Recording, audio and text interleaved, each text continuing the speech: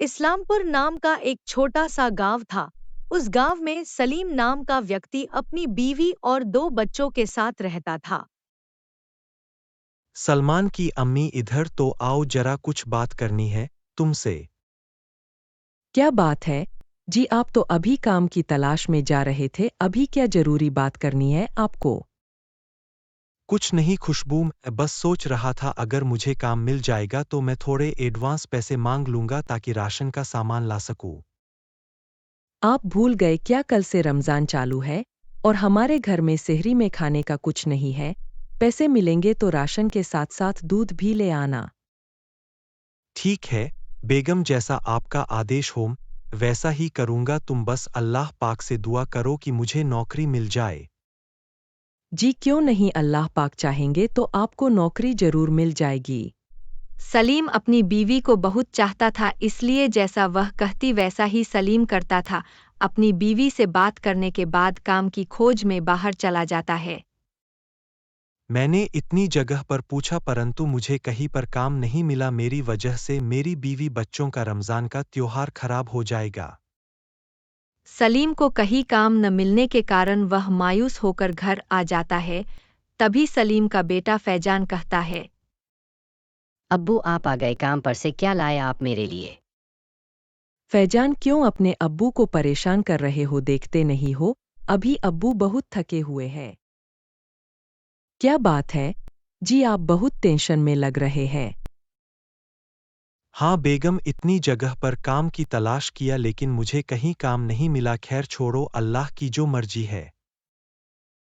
अगले दिन सलीम, उसकी बीवी और दोनों बच्चे बहुत खुश होकर रोज़ा रखते हैं। देखते ही देखते पूरा दिन गुजर जाता है और इफ्तार का समय आ जाता है। इफ्तार खोलने के लिए तो कुछ भी नहीं है।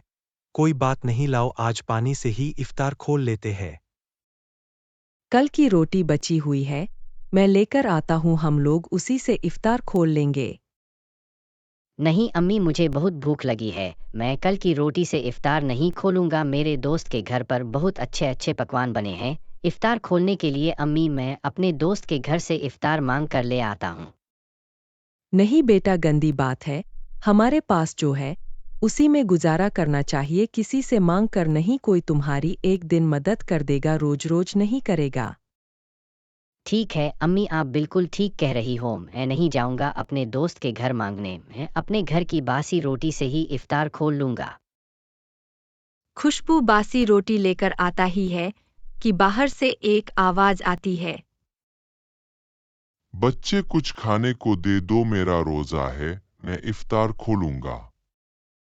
इतने में ही सलीम प्लेट में रखी रोटी लेकर फकीर के पास चला जाता है और कहता है, बाबा हमारे पास इफ्तार खोलने के लिए कुछ भी नहीं है, पर यह कल की बची रोटी है, यह लो आप इससे रोजा खोल लेना। कोई बात नहीं बच्चे, मुझे तुम यही रोटी दे दो, मैं इसी से इफ्तार खोल लूंगा। सलीम रोटी का प्लेट फकीर को दे देता है। थोड़ी देर बाद उसकी बीवी प्लेट लेने बाहर आती है तो देखती है, अरे बाबा कहाँ चले गए, प्लेट तो यही रखा है और यह प्लेट पर कपड़ा क्यों रखा है। खैर छोड़ो, अपना प्लेट अंदर ले जाती हो। खुशबू प्लेट लेकर अंदर आ जाती है। फिर सलीम बोलता है, प्लेट ले आए बाबा, चले गए क्या? और यह प्लेट पर कपड़े से क्या ढका हुआ है?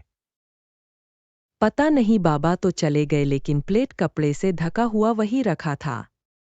कपड़ा हटते ही उसे प्लेट से तेज रोशनी निकलती है और प्लेट के अंदर से बहुत सारा इफ्तार बाहर आने लग जाता है।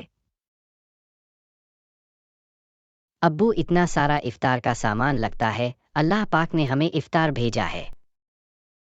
हाँ बेटा चलो अब हम इफ्तार खोलते हैं। वह लोग इफ्तार का सामान खा लेते हैं, लेकिन उसमें से कुछ भी सामान खत्म नहीं होता, पूरा सामान यूं का यूं ही रहता है। हम लोगों ने पेट भर के इफ्तार कर लिया लेकिन इसमें से कुछ भी सामान खत्म ही नहीं हुआ। हाँ मुझे भी ताज्जुब हो रहा है। अब्बू लग रहा है या जादू इफ्तार है, इसमें से इफ्तार का सामान कभी खत्म नहीं होगा। सभी घरवाले जादुई इफ्तार को देखकर बहुत खुश हो जाते हैं और पूरा महीना जादुई इफ्तार से इफ्तार खोलने के बाद खुशी खुशी ईद का त्योहार मनाते हैं।